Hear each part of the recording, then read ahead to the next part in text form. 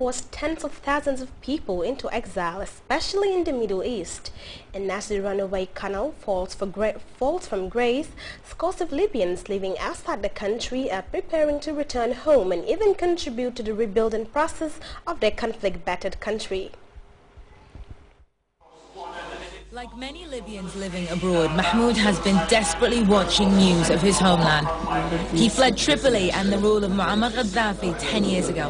His mother joined him here in Dubai after the family home was destroyed in the war. They break the glass and they start shooting everywhere. But his siblings stayed behind. And in the first days of fighting in the capital, the worry was almost unbearable. My friend, my home, my sister, my brother, my family, my everything. Every day I call my friend, my sister, my son, big son I have. The family back in Tripoli is safe. But Mahmoud recently received word that a friend had been killed in the fighting.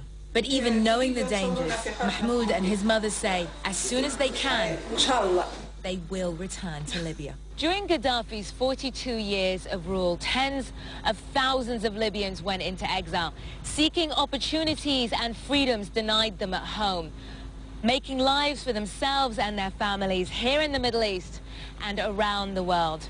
But now that Tripoli has fallen and it's Gaddafi and his family who face exile, many are now asking themselves if it's time to think about returning home and helping rebuild their nation. Mahmoud's friend Ahmed is also planning his return to Libya. We gain a lot of experience in terms of working in the Emirates or working abroad in the UK or the US. So the contribution is to go back to Libya and take all the knowledge that you learn and the experience from these countries and try to apply it. For their friend, this is an issue that is especially emotional. Her grandfather was the former Prime Minister of Libya. He was forced out when Gaddafi seized power. He later died in prison. Very simply, I mean, 1969, Gaddafi came to power. My grandfather was captured, he was put in jail, and that was the end of it. They sacked Tripoli. It just happened so quick, so fast, like it's happening now. She knows how quickly things can go wrong, even when a government has the best intentions. And that's why she says it's so important that everyone does what they can. All Libyans want to contribute to society, so, and we owe it. We owe it to whom?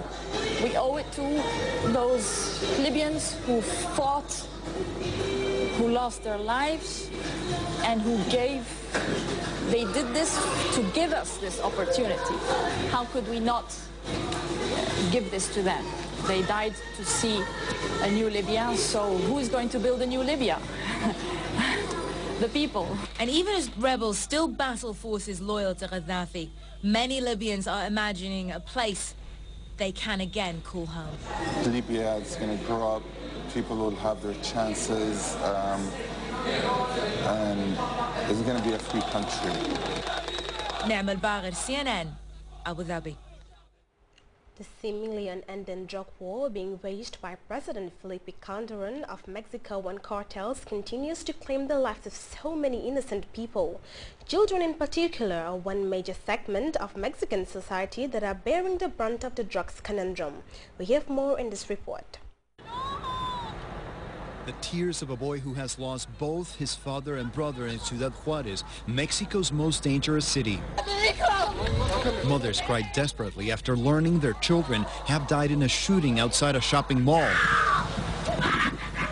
Regular people now among the victims of Mexico's seemingly out-of-control violence stemming from turf wars between drug cartels. Some of those victims are young children.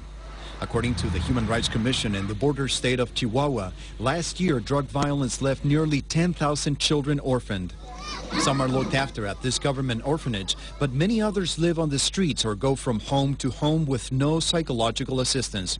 Some non-government organizations are trying to launch programs to help the youth. We're trying to create awareness. There's a huge need of establishing mechanisms of protection for children around their school communities, protection that includes ways of facing the risks they're exposed to. There are no statistics countrywide in Mexico for the number of children who have fallen victims to violence. Victims include those who lose relatives to street shootouts, those who are kidnapped, or those who work for organized crime as lookouts. This Central American girl says she was forced to work for the drug cartel known as Los Zetas, infamous for being ruthless. You get to know when something happens. They kept us living in a room with just a carpet, and they wouldn't even let us take showers. There would always be 2 men keeping an eye on us. Mexico's National Commission for Human Rights estimates that as many as 70,000 children are sexually exploited or forced to work. In several states in the South, Central American migrants are kidnapped, especially young girls who are trafficked. Those criminals are really harming immigrants in a terrible way and getting away with it. What worries children's advocates is that these children who are victims of all kinds of abuse may end up becoming criminals themselves without the proper psychological help and assistance.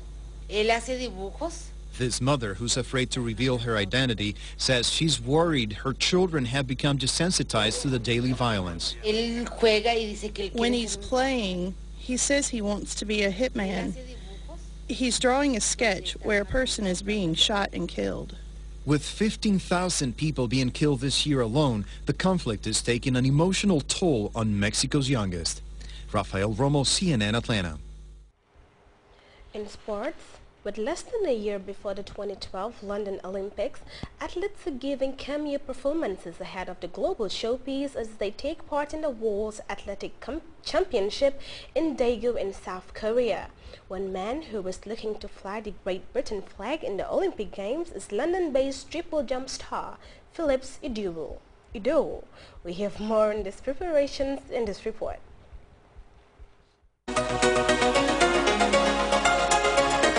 This is a man on a mission.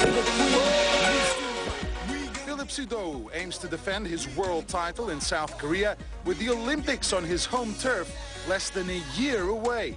The British star is easy to spot anywhere for his swagger on the track and the ever-changing color of his hair.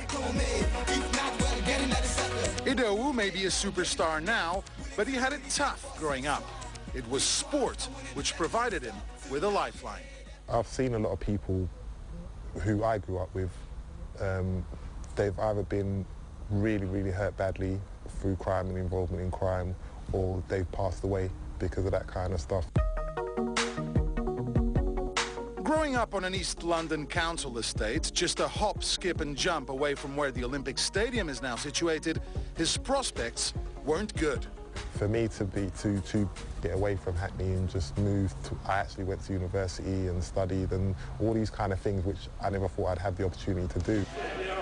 Athletics wasn't Idowu's first choice. He was a big basketball fan as a child and even had dreams of one day playing in the NBA. I was a kid, he was my PE teacher, was like, you're not being selected for the basketball team no more, you can concentrate on athletics. That was that. I hated him at the time, but now I can appreciate it.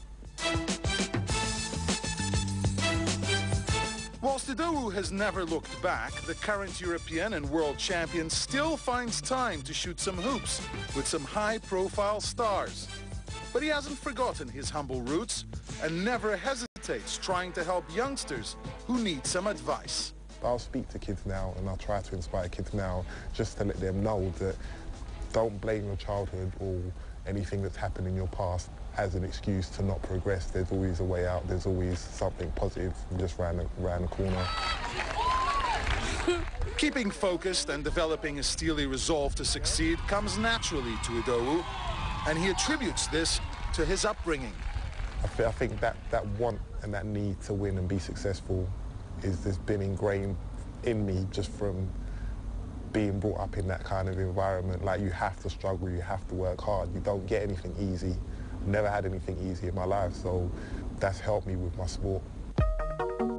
With the Olympics taking place in Idowu's backyard, backing him to win gold in 2012 will surely be more than just a leap of faith. Pedro Pinto, CNN, London. You are reminded once again that you can follow the day's stories and other GRTS programs live on our website at grts.gm. There you can also monitor GRTS Radio Live.